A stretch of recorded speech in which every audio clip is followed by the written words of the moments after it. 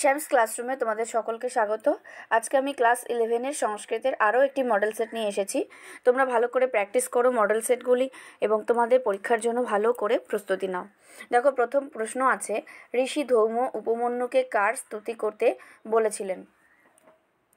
উত্তর হবে সি, অশ্বিনী কুমার দয়ের। অশ্বিনী কুমার দয় উপমন্যুকে কি খেতে দিয়েছিলেন? উপমন্যুকে খেতে দিয়েছিলেন পিঠে। 3 নম্বর, স্তম্ভ মিলিয়ে সঠিক বিকল্পটি নির্বাচন করো। এখানে তোমাদের অপশানগুলি দেওয়া রয়েছে। আগের মডেল সেটটিতেও কিন্তু তোমরা এই ধরনের প্রশ্ন পেয়েছো। তো সেক্ষেত্রে তোমরা কি করবে, দেখো, মিলিয়ে নাও।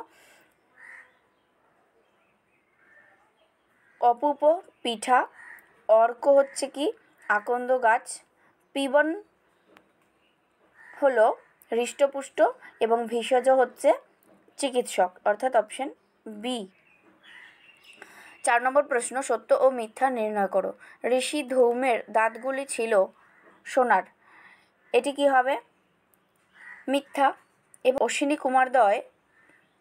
অশ্বিনী কুমার দয় উপমন্যুর গুরুভক্তি দেখে সন্তুষ্ট হয়েছিলেন, সত্য।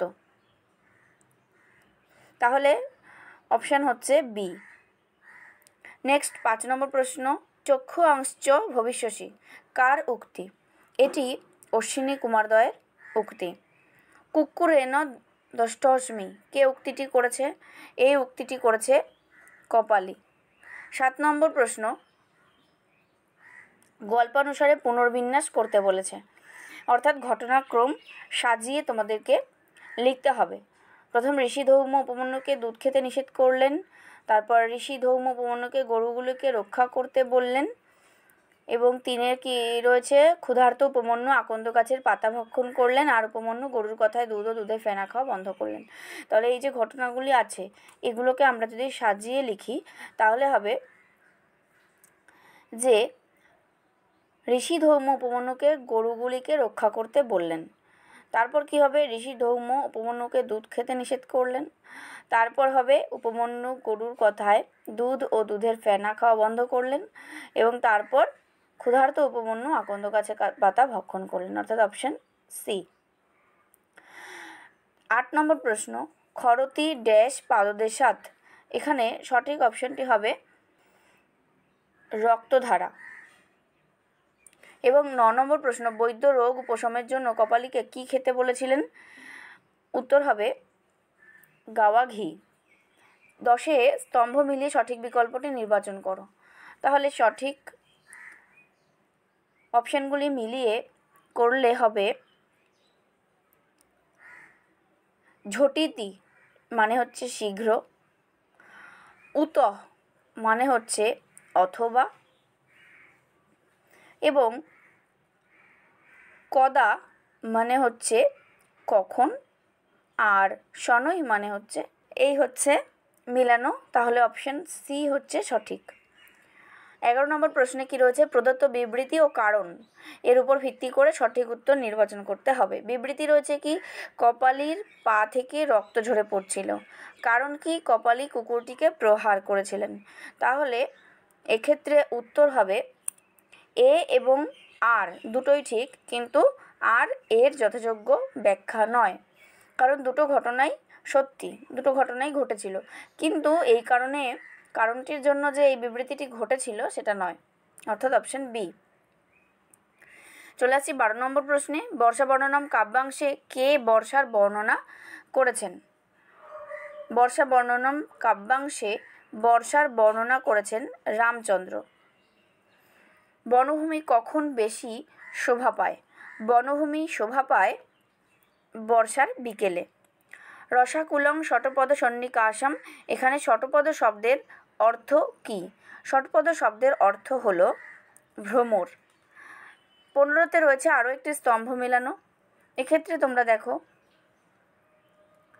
জম্বু ফলং এটি হবে প্রভুজ্যতে, প্রবাসিন ইয়ান্তি এবং শৈলাপগা এটি হবে বহন্তি, আর গজেন্দ্রা নদন্তি, অর্থাৎ হাতিগুলো গর্জন করছে। নেক্সট কি, 16 নম্বরে মহাযোগ ইন্দ্র সন্ধি করলে হবে কি মহেন্দ্র। লাস্টে বিসর্গ হবে, অর্থাৎ অপশন এ। হসন যোগ আগত সন্ধি করলে হবে রূপটি হসনাগত, অর্থাৎ 17 ডি। 18তে বৃহস্পতি সন্ধি বিচ্ছেদ করলে হবে বৃহৎ যুক্ত পতি। সত্য ও মিথ্যা নির্ণয় করো। কতে রয়েছে কি অকহ সবর্ণে দীর্ঘ সূত্রানুসারে অক শব্দের অর্থ অ ই হস্য রি লি এর সবর্ণ স্বর দীর্ঘ হয়। আর খতে রয়েছে কি যে সমস্ত বর্ণের উচ্চারণ স্থান ও আভ্যন্তর প্রযত্ন একই, তারা পরস্পর সবর্ণ। তাহলে এক্ষেত্রে যে উত্তরটি হবে সেটি হলো কি ক এবং খ দুটোই সত্য, অর্থাৎ অপশন সি।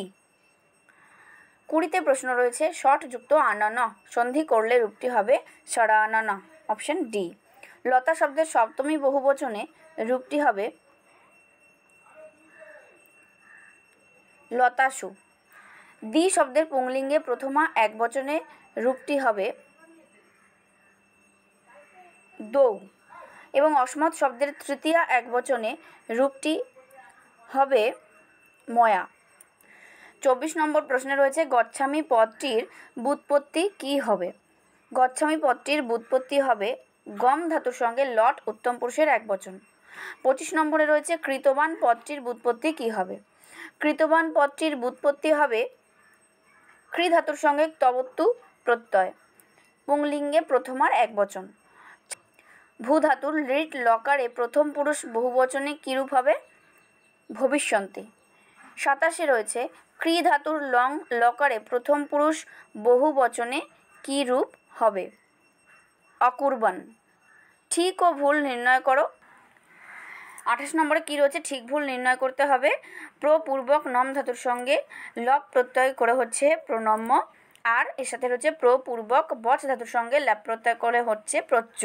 খতে রয়েছে গৈ ধাতুর সঙ্গে 3 প্রত্যয় মিলে গীতি এবং স্মৃ ধাতুর সঙ্গে 3 প্রত্যয় করে স্মৃতি। তো এক্ষেত্রে যে অপশানগুলি রয়েছে প্রথম অপশানটি হবে সঠিক, কারণ এর কতে যেটা রয়েছে সেটি হলো ঠিক এবং খতে যেটি রয়েছে ভুল।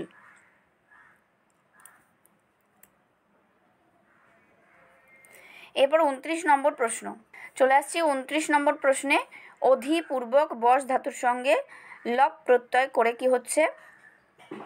এর পরিনিষ্ঠিত রূপ কি হবে? এর পরিনিষ্ঠিত রূপ হবে অধ্যস্যা। এবং 30 নম্বর প্রশ্ন 30 নম্বর প্রশ্নে রয়েছে মন যোগ 3 এর পরিনিষ্ঠিত রূপ কি হবে? এর পরিনিষ্ঠিত রূপ হবে মতি।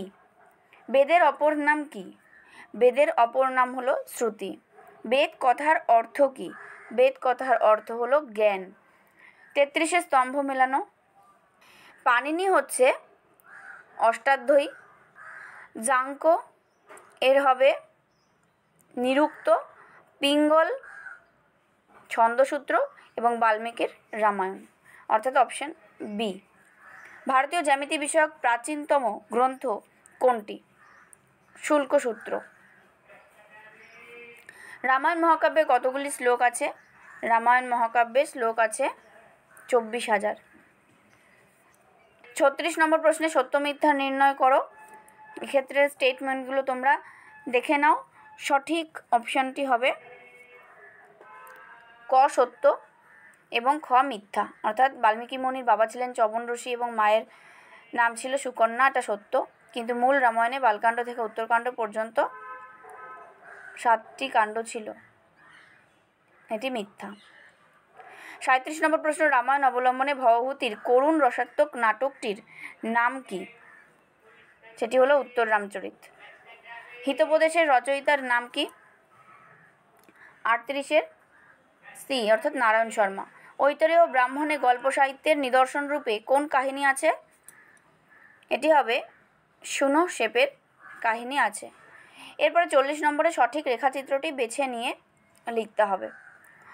সঠিক রেখাচিত্র বলতে দেখো গ্রন্থ রচয়িতা বিভাগ, কোন গ্রন্থ এবং কোন কোন রচয়িতা আর কোন কোন বিভাগ তোমরা ভালো করে স্ক্রিনে দেখে নাও। এর মধ্যে থেকে সঠিক যে রেখাচিত্রটি আছে সেটি হলো এ, কারণ পঞ্চতন্ত্র বিষ্ণু শর্মার লেখা, হিতোপদেশ নারায়ণ শর্মার লেখা এবং কথা শরৎসাগর সোমদেবের লেখা, এবং প্রথমটি তন্ত্র, দ্বিতীয়টি অধ্যায় এবং তৃতীয়টি লম্বক। তাহলে এক্ষেত্রে সবকটি ঠিকঠাক সাজানো আছে, এই উত্তরটি সঠিক হবে। তাহলে এই হলো তোমাদের সংস্কৃতের সেট নাম্বার 2। তোমরা খুব ভালো করে মনোযোগ দিয়ে প্র্যাকটিস করো, আশা করি তোমরা উপকৃত হবে। ভালো করে পরীক্ষা দাও। টাটা।